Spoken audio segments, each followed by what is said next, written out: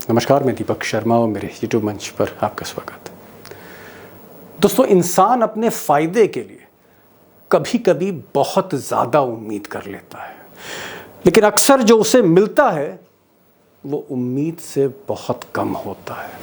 अब कुछ ऐसा ही नीतीश बाबू के साथ हो गया। सोचा बहुत कुछ था, मिला बहुत कम। और आप कह सकते हैं कि आजकल कहीं ना कहीं मोदी जी से उनका राबका साबका कम हो रहा है, थोड़ा सा मोह भंग हो रहा है। और नीतीश कुमार इस मायूसी के आलम में, असमंजस की स्थिति में कहीं ना कहीं दोराहे पर खड़े दिखते हैं। और यहीं से एक सवाल है कि आने वाले समय में नीतीश बाबू क्या यू टर्न लेने की तैयारी कर रहे हैं? U turn. अब दरअसल 4 जून 2024 को जब देश के चुनाव के नतीजे आए तो मोदी जी 400 पार की जगह 240 पर उतर आए। और तब नीतीश कुमार इस देश के, इस सरकार के नए किंग मेकर बने। आप कह सकते हैं कि मोदी जी नीतीश और नायडू की बैसाखियों पर आ गए, डिपेंडेंट हो गए। आत्मनिर्भर से नीतीश नायडू पर निर्भर हो गए। और तब नीतीश कुमार ने बहुत कुछ मोदी जी से मांग लिया। मिसाल के तौर पर नीतीश कुमार ने कहा कि साहब पूरे देश भर में कास्ट सेंसस कराइए, जो कोर एजेंडा था नीतीश कुमार का। नीतीश कुमार की एक और मांग उनकी थी कि जल्द विधानसभा चुनाव बिहार में कराइए, जो वो लालू से मांग रहे थे। बिहार में चुनाव कराइए। उनकी तीसरी बड़ी मांग थी कि स्पेशल स्टेटस दीजिए। और लग रहा था नीतीश कुमार को तब तो बैसाखी पर है, किंग मेकर है, मिल ही जाएगा स्पेशल स्टेटस। एक चीज़ और मांगी उन्होंने कुछ मनमाने प्रोजेक्ट्स मांगे बिहार के लिए। लंबी लिस्ट है। सच्चाई है कि अगस्त का महीना खत्म होने जा रहा है। नीतीश बाबू ने मांगा तो बहुत, मिला उम्मीद से कम। अब दोस्तों, सच्चाई ये भी है कि सितंबर का महीना आने वाला है, कम सितंबर आने वाला है। और नीतीश कुमार अभी भी दो राहे पर खड़े हैं।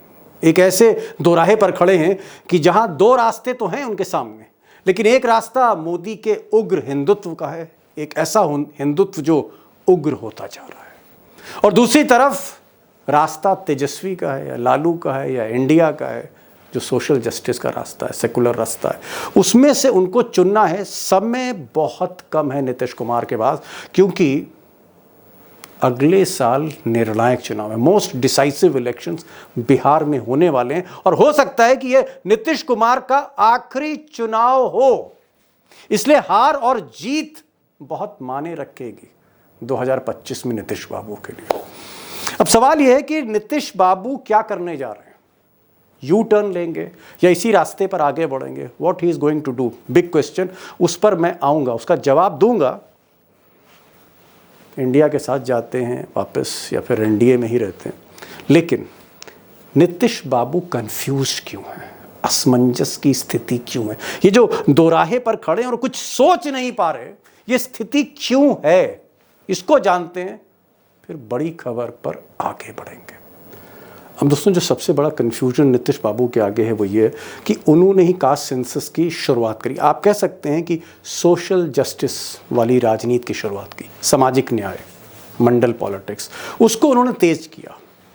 और उन्हें उम्मीद थी कि कहीं ना कहीं वो नायडू के साथ मोदी को प्रेशराइज करते रहेंगे। लेकिन बीजेपी जिस तरह से पीडीए में उलझी है, खासकर उत्तर प्रदेश में, कहीं ना कहीं अचानक बीजेपी ने एक बहुत स्ट्रांग हिंदुत्व की लाइन ले ली, एक बहुत ही उग्र हिंदुत्व की लाइन ले ली है, मंडल की काट की। आप कह सकते हैं सोशल जस्टिस की काट के लिए, मंडल की काट के लिए बीजेपी ने, आरएसएस ने अचानक पिछले कुछ दिनों से उग्र हिंदुत्व, उग्र कमंडल पॉलिटिक्स, उसकी शुरुआत कर दी है। और राष्ट्र तब सशक्त होगा जब हम एक रहेंगे, नेक रहेंगे, तभी नेक रहेंगे।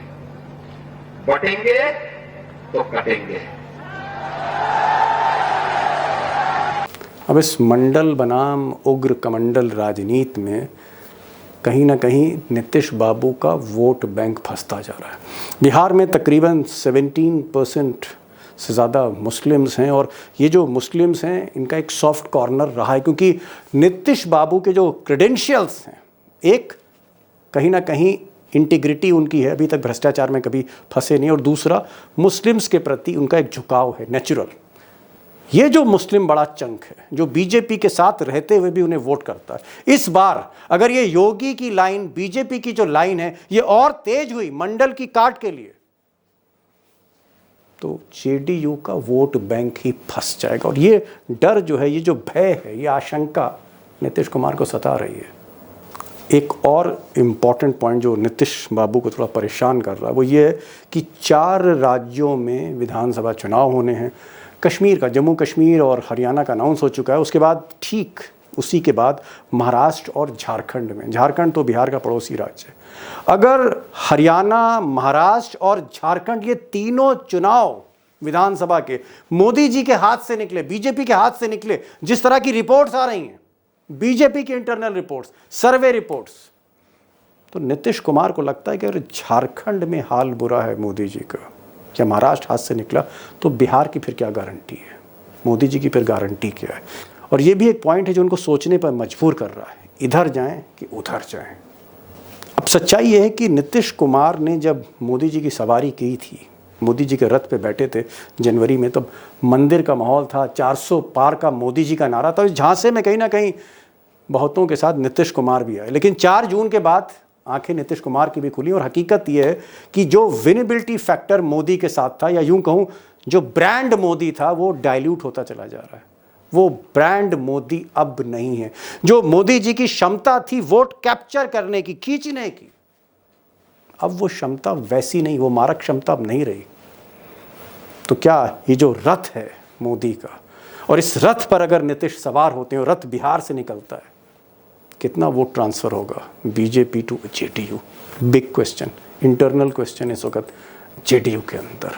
और इसके बाद और भी बहुत से ऐसे इश्यूज हैं बिहार में।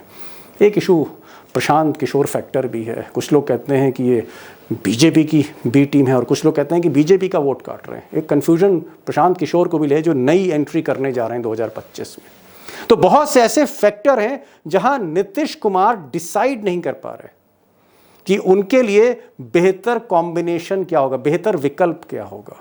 क्या मोदी जी के साथ जाएं या फिर इरादा बदलें, यू टर्न लें? नवंबर जो है डिसाइसिव मंथ है, एक बहुत ही निर्णायक महीना है नवंबर, कम नवंबर, और तब डिसाइड करना ही होगा, क्योंकि मैंने कहा ना अगले साल बिहार में विधानसभा चुनाव है। अब ज़्यादातर जो फैक्टर्स हैं जो नीतीश को परेशान कर रहे हैं, मैंने कोशिश करी आपके सामने रखूं। हालांकि फैक्टर्स बहुत से हैं, और जब मैं भी एक्सपर्ट से बात करूंगा तो वो फैक्टर्स भी आपके सामने, वो तथ्य भी आपके सामने रखूंगा।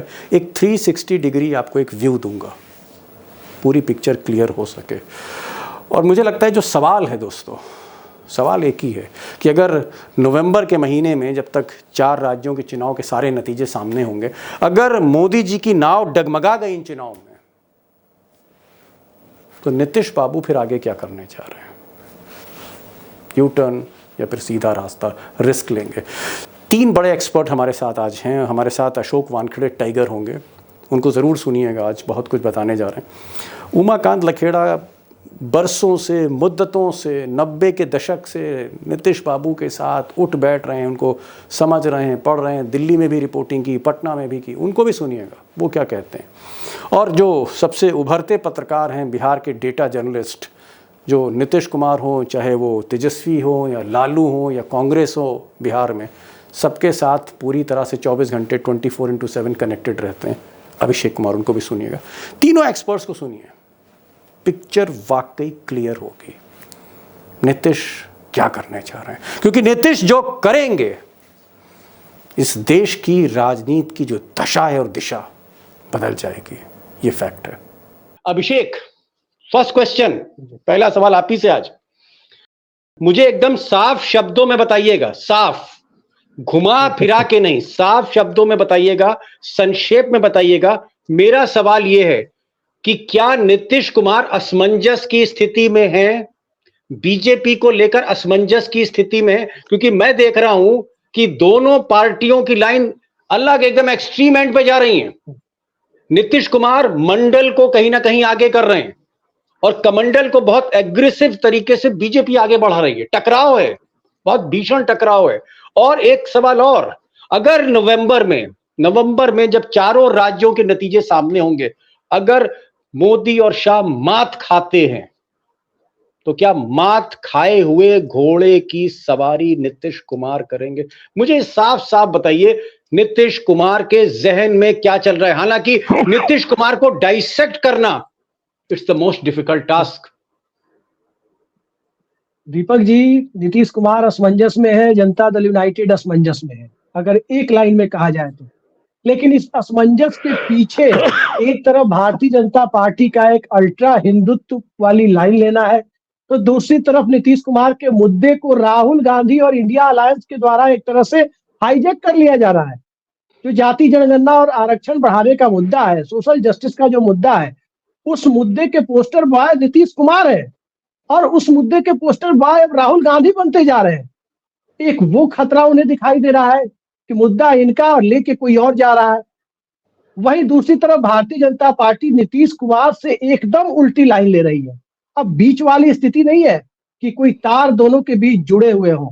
सबका साथ, सबका विकास, सबका विश्वास जैसा कोई सतही नारा भी दिखाने के लिए ही सही कोई दिया जा रहा हो। अब तो बचेंगे तो कटेंगे वाली स्थिति है। दूसरी तरफ नीतीश कुमार के वोटर उनसे सवाल पूछ रहे हैं कि आपने जाति गणना जो कराई, क्या वो अलमारी में फाइल रखकर और उस फाइल को उस पोथी को रखने के लिए बनाई थी? आखिर क्यों 9वीं अनुसूची में नहीं जा रहा है? क्यों आरक्षण नहीं बढ़ पा रहा है? और जो बढ़ाने वाले हैं, आप उनके विरोध में क्यों खड़े हैं? ये परिस्थितियां नीतीश कुमार के सामने जब आकर खड़ी हो गई है, तो एक रास्ता नीतीश कुमार को अख्तियार कर रहा है और उस रास्ते के लिए अब जिस तरह से नीतीश कुमार ने चुप्पी साध रखी है, तेजस्वी यादव ने चुप्पी साध रखी है, कोई कुछ नहीं बोल रहा है। आप देखिए, ये अजीबोगरीब स्थिति होगी पूरे इस देश के किसी भी राज्य की स्थिति आप देखें। नेता प्रतिपक्ष और नेता सदन, लीडर ऑफ द हाउस और लीडर ऑफ द अपोजिशन, मुख्यमंत्री और मुख्य विपक्षी नेता, ये दोनों एक साथ साइलेंट मोड में क्यों है? और दोनों बिहार में मौजूद है। ये चुप्पी बहुत कुछ इशारा करती है। महाराष्ट्र का चुनाव चुप्पी ये बहुत कुछ बता देगा कि आने वाले वक्त में क्या होने जा रहा है। आप कह रहे हैं नीतीश कुमार की जो चुप्पी है, ये एक तरह की खामोशी है, मे बी तूफान से पहले की खामोशी हो, क्योंकि जब जब नीतीश कुमार साइलेंस होते हैं, जब साइलेंट मोड पे आते हैं उनकी पॉलिटिक्स, तो फिर कहीं ना कहीं एक बड़ा कदम हम देखते हैं वो लेते हैं। मैं जरा सीधे टाइगर के पास चलूंगा। टाइगर, ये जो नीतीश कुमार खामोश है, वो जो शत्रुघ्न सिन्हा जो बिहार के जो एक बहुत ही आप कह सकते सुपरस्टार, खामोश, ये जो खामोश मोड है नीतीश कुमार का, आपको क्या लगता है कहीं ना कहीं संभावनाएं तलाश कर रहे हैं? क्योंकि मैं देख रहा हूं नीतीश कुमार का लाल कालीन से इंतजार हो रहा था, मोदी जी कर रहे थे, नीति आयोग की बैठक में नहीं आए, ममता बनर्जी पहुंची, नीतीश कुमार नहीं आए। नीतीश कुमार पहले हर 15 दिन पे पहुंच रहे थे, गुलदस्ता मोदी जी दे रहे थे, मोदी जी चाय पिला रहे थे। नीतीश कुमार अब दिल्ली भी नहीं आ रहे हैं, अकेले दौरा कर रहे हैं। टाइगर, आप जब देश भर में भ्रमण कर रहे हैं तो आप मौके से ये बता रहे हैं कि साहब महाराष्ट्र हाथ से निकल रहा है, आप ही टाइगर कह रहे हो हरियाणा हाथ से निकल रहा है, झारखंड हाथ से निकल रहा है। अरे भैया, अगर ये सब टाइगर हाथ से निकल रहा है मोदी और शाह के, तो क्या नवंबर के बाद नीतीश कुमार इस हारे हुए घोड़े की सवारी करेंगे? टाइगर, देखिए, मैं नहीं मानता कि नीतीश कुमार कंफ्यूजन में है। उसका एक कारण है दीपक भाई। नीतीश कुमार ने भाजपा के साथ तब गठबंधन किया जब लोकसभा के चुनाव के नतीजे नहीं आए। तो क्या नीतीश कुमार को यह मालूम नहीं था कि भाजपा की विचारधारा से चल रही? भाजपा जातीय जनगणना नहीं करना चाहती, क्या नीतीश कुमार को यह पता नहीं था? भाजपा रिजर्वेशन खत्म करना चाहती, क्या नीतीश कुमार को मालूम नहीं था? भाजपा संविधान में बिलीव नहीं करती, या नीतीश कुमार को मालूम नहीं था? भाजपा मुस्लिम विरोधी है, क्या नीतीश कुमार को मालूम नहीं था? सब मालूम था। नीतीश भाजपा के साथ क्यों गए, यह प्रश्न चिन्ह आज भी बना हुआ है। क्या नीतीश कुमार के लोगों को ईडी ने ब्लैकमेल किया? क्या नीतीश कुमार किसी चीज से ब्लैकमेल हो रहे हैं? मेरा सवाल है, मेरा सवाल है। बड़ा विस्फोटक बोल रहे हैं आप तो आज। मैं इसलिए बोल रहा हूँ, ये सब मतलब दीपक भाई मैं इसलिए बोल रहा हूँ, नीतीश कुमार पहली बार जीवन में कैलकुलेट गलत कर गए। अच्छा। नीतीश कुमार को अब समझ में आ रही है कि उसका वोट बैंक खिसक जाएगा। ओहो, क्योंकि जिस हिसाब से 240 पे आने के बाद बैसाखियों पे रहने के बाद भी सरकार ने वक्फ बोर्ड का बिल लाया। क्या हुआ वक्फ बोर्ड के बिल में? लल्लन सिंह तो बड़ी तारीफ करके बैठे थे। कौन है लल्लन सिंह? नीतीश के आदमी है, नीतीश के कोटे में से मंत्री है। ये चंद्रबाबू नायडू के तरफ से स्लिप आई थी, बिल का समर्थन नहीं कर पाएंगे और सरकार डर गई। जब चंद्रबाबू ने यह बिल विड्रॉ करवाया और विपक्ष ने इसका क्रेडिट लिया, तब जाके इनकी नींद खुली। तब चिराग पासवान को भी समझ में आ गया कि भाई चिराग करके मुझे प्रकाश के लिए तो साथ में ले लिए, कहीं ऐसा नहीं हो जाएगा मेरे से ही मेरे घर को आग लगा दे। ओहो, अपने ही घर के चिराग से आग लग गई नीतीश। उसके बाद क्या हुआ? उसके बाद वो लेटरल एंट्री हो गई, उसमें रिजर्वेशन गया। उसमें मार कौन खाता? नुकसान किसका है? सवर्ण बीजेपी के पास है तो बाकी लोग किसके पास है? यदि रिजर्वेशन पे चोट पहुंचती है, जातीय जनगणना किसके फायदे में है? ओबीसी के फायदे में है, पिछड़ों के फायदे में, अति पिछड़ों के फायदे में। और यदि यही वोट बैंक नीतीश कुमार का है, यही वोट बैंक चिराग पासवान का है, तो तब इनको बहुत देर से पता पड़ा। सबसे पहले आप सांपों के पिंजरे में जाके रहते हैं, जहां सांप रखे उसमें जाके बैठते हैं, अपेक्षा रखते हैं ये आपको फूलों से स्वागत करेंगे। सांप तो जहर ही देगा, और जब जहर उगलने लगे तो अब दीवार ढूंढने लगे कहां से निकलना है बाहर। अभी बेसिकली जनता दल यूनाइटेड कारण ढूंढ रहा है निकलने के लिए, कारण नहीं मिल रहा है। Got the point sir. Exit, दरवाजा ढूंढ रहे हैं कि निकले कहां से, पीछे से सांप दौड़ा रहे हैं। मैं आऊंगा टाइगर आऊंगा। आपने तो आज बहुत सी चीजें आपने बोल दी। आपने ईडी बोला, ईडी के साथ आज आपने सीडी बोल दी। और जब आपने सीडी बोला तो मुझे लगा कि कहीं सीडी पे खुलासा ना हो जाए और ये चैनल ना बंद करा दें टाइगर आप। तो बहुत बहुत मेहरबानी कि आप सीडी पे ज्यादा बोले नहीं, और मैं चाहूंगा कि प्लीज सीडी के बारे में मत बताइए, है ना। हमारे चैनल पे सीडी वीडी नहीं चलती है। लखेड़ा साहब नहीं, देखिए एक मिनट, एक सेकंड। आपके चैनल पे सीडी नहीं चलती है, लेकिन सीडी के बदौलत सरकार जिस दिन गिर जाएगी उस दिन आप भी सीडी चलाएंगे गुरु जी, ये बता दूं मैं आपको। लखेड़ा साहब जी ये बताइए, टाइगर ने तो सारी चीजें खोल दी एकदम, मतलब पिटारा ही खोल के रख दिया। Nothing is of the record. Tiger जो हमेशा ऑन रिकॉर्ड बोलते हैं, इसीलिए इनको लोग टाइगर कहते हैं। अगर नवंबर में चारों राज्यों के चुनाव के बाद लखेड़ा साहब, अगर मोदी जी की भैंस पानी में गई तो फिर नीतीश कुमार का अगला कदम क्या होगा? देखिए, नीतीश कुमार शांत हैं, चुपचाप हैं। उनकी मनस्थिति, जो मेंटल सिचुएशंस हैं, उसमें उतार चढ़ाव हो रहा है। मेरी पटना नियमित बात होती है, उनके करीबी लोगों से बातचीत होती है जी। मेरा ये मानना है कि जो सेंट्रल गवर्नमेंट ने बजट में जो अनाउंसमेंट किए हैं, वो सारा पैसा फंड्स जो है बिहार के प्रोजेक्ट के लिए पाइपलाइन में है, और उन प्रोजेक्ट्स में जो पैसा जा रहा है उसको जमीन पे पहुंचते पहुंचते, प्रोसेस होते होते, इंस्टॉलमेंट जाते जाते और जमीन पर खर्च होते हैं, और उसका नतीजा निकलने में टाइम लगता है। नीतीश कुमार को विकास पुरुष, बिहार का विकास पुरुष, बिहार में विकास का अवतार, सबसे ज्यादा राज्यों तक, 2 दशक तक बिहार के मुख्यमंत्री, ये सारा चीज बना करके चुनाव लड़ना है। तो तब तक 4 राज्यों के चुनाव परिणाम भी आ जाएंगे, दिल्ली चुनाव की रणभेरी भी बच चुकी होगी, और 2025 में दिल्ली, मुझे लगता है दिल्ली और बिहार के एक साथ चुनाव हो सकते हैं। जी। तो ऐसी सिचुएशंस में नीतीश कुमार अभी कोई छेड़ाखानी, अपनी तरफ से कोई बयानबाजी इसलिए नहीं करेंगे कि अभी तो फंड लेना है ना, जैसे चंद्रबाबू नायडू साइलेंट है।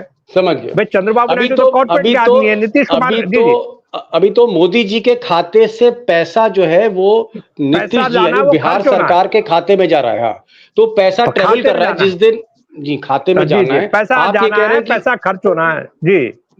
पैसा जिस दिन आ जाएगा, फंड्स मिल जाएंगे, थोड़ा बहुत नीतीश काम करा लेंगे, उसके बाद लखेड़ा साहब कह रहे हैं कि नीतीश कुमार अपना असली कार्ड खेलेंगे। Let the money come first, पहले जरा नगद नारायण आने दो, उसके बाद सोचेंगे नीतीश कुमार क्या करना है। अभिषेक, मैं आऊंगा लखेड़ा साहब आपके पास आऊंगा, फटाफट एक राउंड हो जाए। ये बताइए कि नीतीश कुमार के साथ जो सेकुलर लोग हैं, खासकर जो मुस्लिम नेता हैं, बैकवर्ड नेता हैं, जो लोहिया के उस पर चलते हैं आइडियोलॉजी पर, क्या नीतीश कुमार अगर कोई फैसला नहीं लेते तो 2025 में जेडीयू टूट भी सकती है? देखिए, जनता दल यूनाइटेड कभी भी टूट सकती है, इसलिए कि मैं कह रहा हूं कि कभी भी टूट सकती है। क्या कह रहे हैं? कभी से भी रिपीट टूट करिए सकती सर। है जी। जनता दल यूनाइटेड सिर्फ सत्ता के चुंबक की वजह से बची हुई है, ये कभी भी टूट सकती है, पहली बात। दूसरी बात ये है कि जिसको आप कह रहे हैं सेकुलर माइंडसेट के लोग, तो सेकुलर माइंडसेट के लोग जेडीयू में ज्यादातर है, 90% है। आप 5-10% जो बाहर से जो लोग आए हैं, कोई कांग्रेस से आया, कोई भाजपा से आया, कोई कांग्रेस से आया, कोई भाजपा से आया, इस तरह के लोग हैं। लेकिन इस तरह के लोग की क्या हैसियत है, आपको याद होगा। मैं अशोक चौधरी का नाम लेके कह रहा हूँ, अशोक चौधरी ने नीतीश कुमार पर किताब लिखी, बिहार के गांधी नीतीश कुमार। रामायण वाले राम गए थे, उदित नारायण गए थे, सब लोग गए थे। मंच पर जेडीयू का कोई नेता आपको दिखा था? तमाम भाजपा के लोग भरे हुए थे, एक भी नेता मंच पर जेडीयू के नहीं थे, उस कार्यक्रम में नहीं पहुंचे थे। तो आप अंदाजा लगा सकते हैं कि इस तरह के लोगों को नीतीश कुमार ने कैसे किनारे रखना शुरू किया है, जो भारतीय जनता पार्टी के साथ संबंधों के हिमायती है।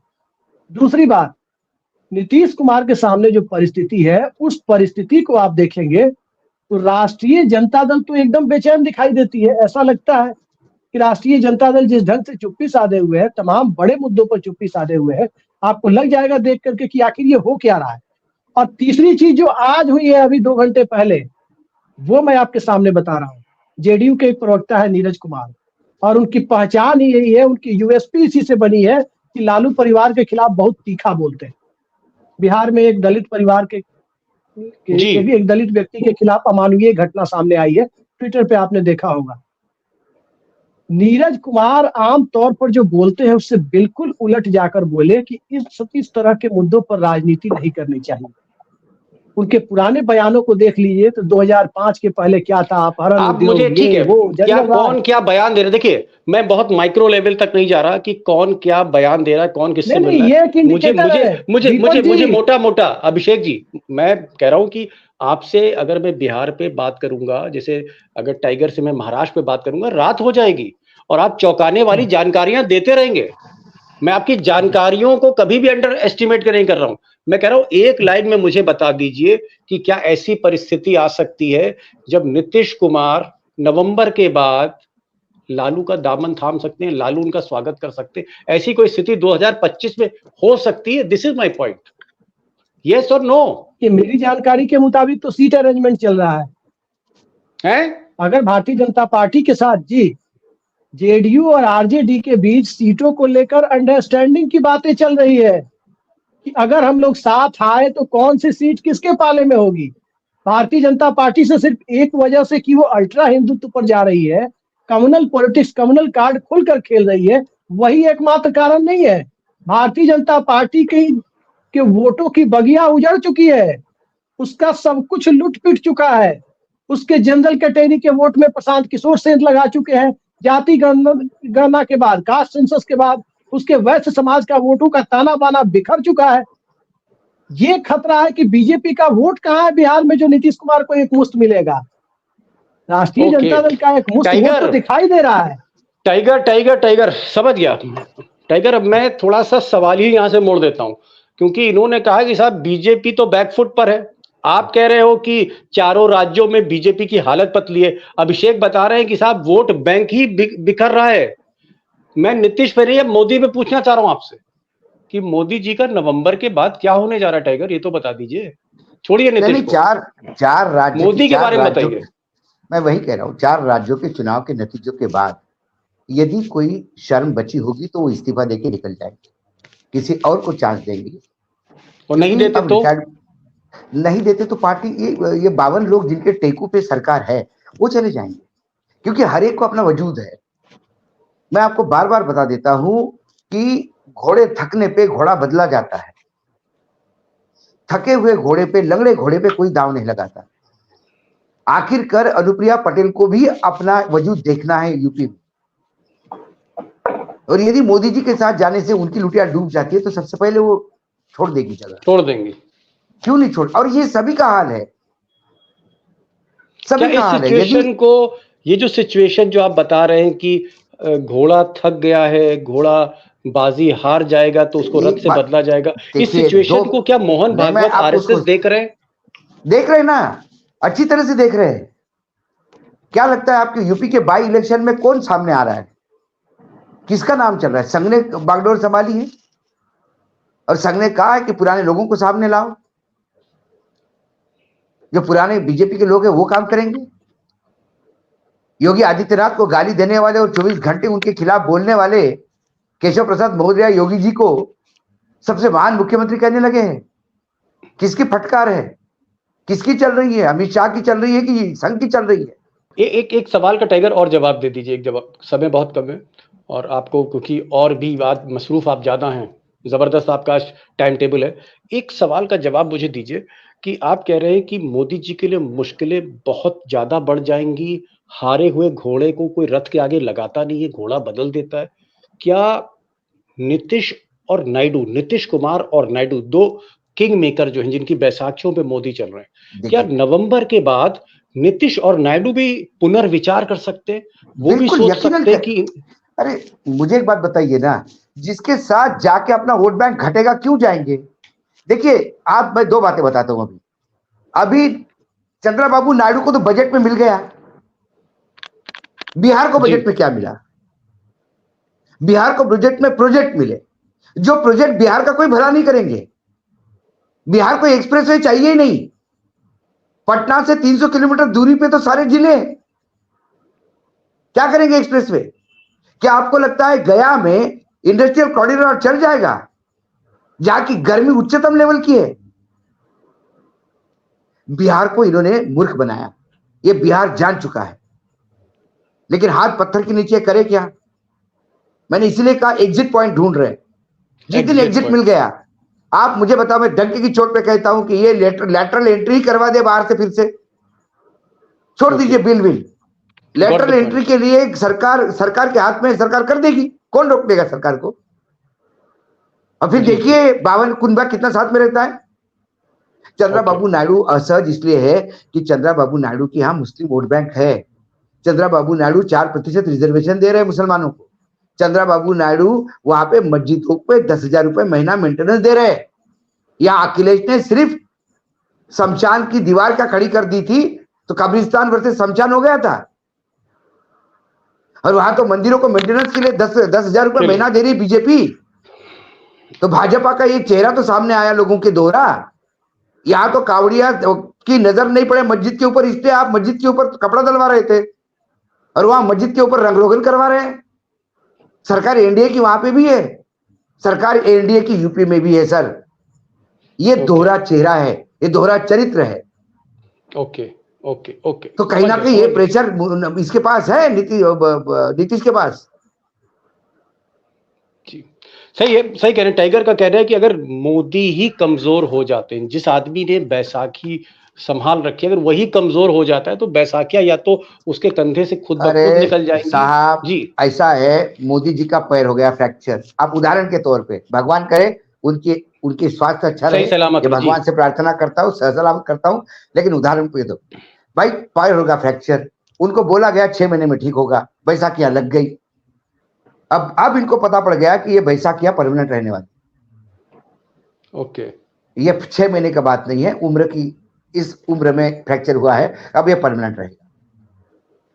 अब ये इधर उधर झांक रहे हैं, इसीलिए मैंने कहा Nitish is looking for an exit point. Nitish चुनाव एग्जिट पॉइंट दरवाजा खोल देंगे। Got the point. Last question लकीरा साहब, लास्ट क्वेश्चन, 1.5 मिनट है। जो टाइगर ने कहा कि नीतीश अब एग्जिट पॉइंट ढूंढ रहे हैं कि भैया यहां से किस तरह से दरवाजे ढूंढे और बाहर निकले, निकासी का द्वार ढूंढ रहे, इमरजेंसी डोर। आपको लगता है कि नीतीश कुमार नवंबर के बाद अगर ये चारों राज्यों में शिकस्त मिलती है, मैं सवाल को दोहरा रहा हूं क्योंकि फाइनल आंसर आपसे जानना चाहता हूं, क्या वाकई नीतीश कुमार मोदी का साथ देने के लिए, छोड़ने के लिए मजबूर होंगे? क्योंकि कुछ महीने बाद उनको बिहार में चुनाव फेस करना है और 17-18% मुस्लिम पॉपुलेशन है बिहार में, याद रखिएगा। देखिए, भारतीय जनता पार्टी की पिछले 10-11 साल से जो ताकत है वो है ब्रांड मोदी। और ब्रांड मोदी इस लोकसभा चुनाव में अपनी प्रासंगिकता, अपनी लोकस स्टैंडर्ड, अपनी जो जरूरत है वो खो चुके हैं। भारतीय जनता पार्टी और संघ ने अगर आज मुंह मोड़ दिया है मोदी और गुजरात लॉबी से, उसका सबसे बड़ा कारण है कि अब मोदी में वोट खींचने की क्षमता लगभग शून्य होती जा रही है और लगातार गिर रही है। डेली वाइज जो है, रोज उनका जो ग्राफ है वो नीचे गिर रहा है। और अब आप देख लीजिए कि अगर नरेंद्र मोदी के नाम पर ये 4 राज्यों के चुनाव लड़े गए तो इन चुनाव में भारतीय जनता पार्टी की दुर्गति होने वाली है। और अभी आप देखना कि हरियाणा में क्या हालत होने वाली है, झारखंड में क्या हालत होने वाली है, महाराष्ट्र में क्या हालत होने वाली है। जो ग्राफ डाउन नीचे जा चुका है और इन पार्टियों को अपना अस्तित्व बचाना है और अस्तित्व बचाने के लिए ये इंतजार कर रहे हैं नवंबर का, जब 4 राज्यों के चुनाव के परिणाम आ जाएंगे। चलिए अंग्रेजी में गाना है कम सितंबर, लेकिन मुझे लगता हूँ कम नवंबर अब होना चाहिए। जो हिंदुस्तान की जो राजनीति है, नवंबर आए तो फिर क्या हो, कम सितंबर की जगह कम नवंबर। और यहाँ जो हमारे पैनलिस्ट, एक बात बता दो दीपक भाई, कम सितंबर सबसे बिकने वाला एल्बम था, दुनिया में तहलका मचा दिया था, लेकिन कम नवंबर सबसे कम बिकने वाला एल्बम होगा, ये भी मैं बता रहा हूँ। बहरहाल हमारे जो एक्सपर्ट्स हैं उनका ये कहना है कि ब्रांड मोदी पर जिस पर दांव खेला था 4 जून से पहले, पिछले साल 2023 में जो दांव खेला था नीतीश कुमार ने जिस ब्रांड मोदी पर, वो ब्रांड अब पूरी तरह से डाइल्यूट हो गया। उसमें क्षमता नहीं है वोट खींचने की। और इसीलिए टाइगर ने कहा कि जो कैलकुलेशन नीतीश का, हालांकि इंजीनियर है, उनका कैलकुलेटर गड़बड़ा गया। और जिस तरह से अभिषेक कह रहे हैं कि उनको लालू के साथ जाना ही जाना होगा, और बातचीत हो रही है सीट के कहीं ना कहीं अरेंजमेंट्स पे बात हो रही है। तो एक तरफ लालू के साथ गलभैया है, दूसरी तरफ मोदी का ब्रांड डाइल्यूट हो रहा है। और तीसरी सबसे बड़ी चीज कि जिस तरह के हिंदुत्व को इस वक्त योगी आगे ले जा रहे हैं, बटेंगे तो कटेंगे, यानी हिंदू अगर एक नहीं रहे, बट गए तो कट जाएंगे, बांग्लादेश जैसी स्थिति होगी। अकेले योगी नहीं है, अकेले योगी नहीं, और अकेले योगी नहीं है। जिस तरह से एक बहुत ही उग्र हिंदुत्व पर बीजेपी अब आ गई है, कहीं ना कहीं नीतीश कुमार के लिए बहुत मुश्किल होगा। 17-18% मुस्लिम वोट है जो उनका साथ देता चला है। तो नवंबर पर हम छोड़ते हैं, कम नवंबर, और उसके बाद बहुत कुछ राजनीति में बदल सकता है, दशा दिशा सब बदल सकती है। टाइगर, आपने समय निकाला और इतनी मसरूफियत के बीच जो दुआ सलाम आपसे हो जाती है स्ट्रीम यार्ड पे, बहुत बहुत शुक्रिया उसका। लखेड़ा साहब, आपको हमेशा सैल्यूट है आपके एक्सपीरियंस को। और अभिषेक, आपके डेटा का कोई जोड़ नहीं, कोई तोड़ नहीं, और जिस तरह से आप ब्रेकिंग न्यूज देते हो सबसे पहले बिहार के बारे में, उसका तो जवाब ही नहीं। Thank you so much all the experts and the guests for joining this program. Thank you so much on behalf of my friends. Thank you so much, sir.